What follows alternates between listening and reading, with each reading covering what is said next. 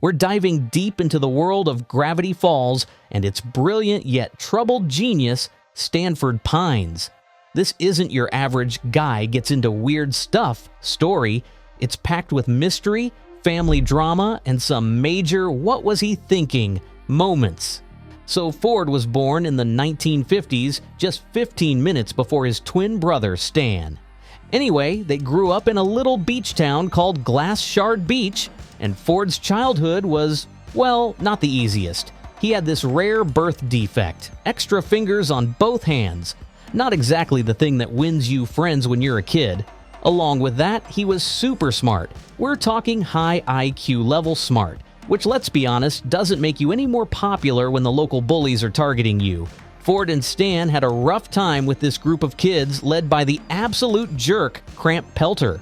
These bullies were all about picking on Ford's differences, but by the time he hit his teens, he was already creating crazy scientific stuff like a perpetual motion machine. This eventually earned him a scholarship to a top university. Enter Stan, his brother, who's not exactly happy about Ford's success. So Stan sabotages Ford's machine, causing Ford to lose his scholarship. Dad, not having it, he kicks Stan out and Ford goes off to a different university. Fast forward to Backup S'more University, yup, that's the name, which is basically the opposite of prestigious. But Ford doesn't care. He dives into all the weird science stuff, gets national recognition, and even wins a big prize. But here's the thing, he gets obsessed with one question. Why is Gravity Falls so weird? So he starts investigating. Now you'd think this would be a casual curiosity, but no. Ford gets full-on obsessed. He ends up building a lab in Gravity Falls and spends all his time chasing the town's supernatural oddities. And get this, he even makes a deal with Bill Cipher, the Demon Triangle. Yeah, that Bill. Ford thinks he's getting answers, but it's really more like opening a Pandora's box of chaos. Ford's house starts looking like a shrine to Bill with triangular stuff everywhere. It's getting wild. But wait, it gets worse. Ford teams up with Fiddleford McGucket to build an interdimensional gateway, but Fiddleford starts getting worried about his friend. On January 18, 1982, they tested the machine. Of course, things don't go as planned. A test dummy gets sucked in, and then Fiddleford, he gets sucked in too. Panic mode activated. Ford realizes that maybe this thing is dangerous, and way more than he bargained for. So he tries to block out Bill, installs a metal plate in his head, and encrypts his thoughts. But his mind? It's spiraling. He starts writing everything in invisible ink and locks himself in. But Ford knows one thing. He needs to hide his research and his journals, so no one, especially Bill, can reopen the portal and cause total chaos. Ford's acting strange, not telling him about Bill, and things are about to go south. Then Ford sends an SOS postcard to Stan. Stan, ever the con man, jumps into action. When he finally finds Ford, though, it's bad.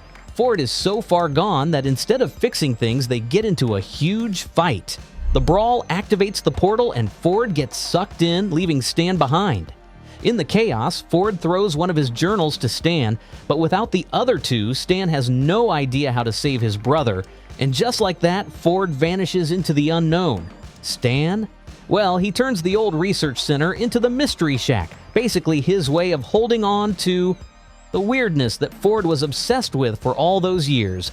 So, flash forward to the start of Gravity Falls, and Ford's name is everywhere, but no one knows who this author is. It's like a big mystery box. Then, bam! In The Time Traveler Pig, we get a quick Ford cameo when Dipper and Mabel mess up the space-time continuum. Little clues start popping up.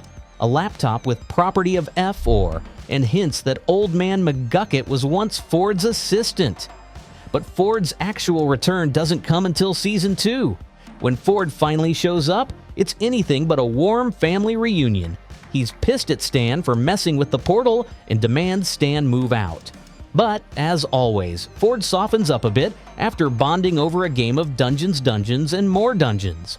He opens up to Dipper about the rift, hinting that it's still a ticking time bomb. Then in The Last Mabelcorn, Ford gets a nightmare from Bill Cipher, who warns him the rift's going to blow up soon. Cue Ford going into full panic mode. He sends Mabel off to get unicorn hair to protect the shack while he and Dipper work on Ford's MM machine. But Dipper, being the curious teen he is, hacks Ford's memories and learns the huge secret. Ford and Bill were once pals. Uh-oh, things are getting messy. Now we're in full-on action mode. Dipper, in the heat of the moment, accidentally shoots Ford. Classic teen misjudgment. Ford calms him down and explains everything. And after Mabel returns with the unicorn hair, they set up a shield around the mystery shack. For now, they're safe. But this is just the start of the madness. Fast forward to Dipper and Mabel versus the future. And Ford's big worry? The rift's container is cracking. If it breaks, Weird Mageddon happens, and that's bad news.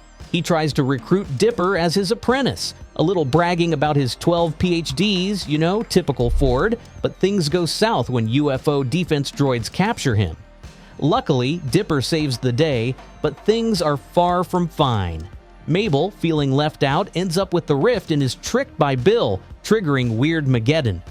Bill rips open portals and chaos ensues. Ford and Dipper try to stop Bill, but Bill gets the upper hand and turns Ford into a golden back scratcher. Yep, that's right. Ford's stuck in back scratcher form, and Bill's got him chained up, trying to get Ford to spill the formula to collapse the barrier protecting Gravity Falls. But Ford's not having it. He refuses to give in to Bill's demands, knowing Bill can't just invade his mind unless Ford makes a deal. As Ford holds strong, Dipper, Mabel, Stan, and the gang get to work on a rescue plan. They finally break in, but Bill uses his connection with Dipper and Mabel to turn the tables on Ford. But Ford's not done yet. He pulls off a huge twist. He and Stan switch places, fooling Bill into walking right into their trap. Boom! Bill's trapped in the mindscape, and Ford's family is safe. Okay, this is where it gets real intense for Ford. After trapping Bill Cipher in a corner, Ford's got one last task: erase his brother Stan's memories to fully defeat Bill. Ford uses his memory gun, and with one final punch from Stan, Bill's form starts melting away, changing into all sorts of bizarre shapes before disappearing into the nightmare realm. But here's the kicker. Ford had to erase Stan's memories for this to happen. The brothers' relationship has always been rocky, but Ford finally forgives Stan for everything, and they share an emotional hug.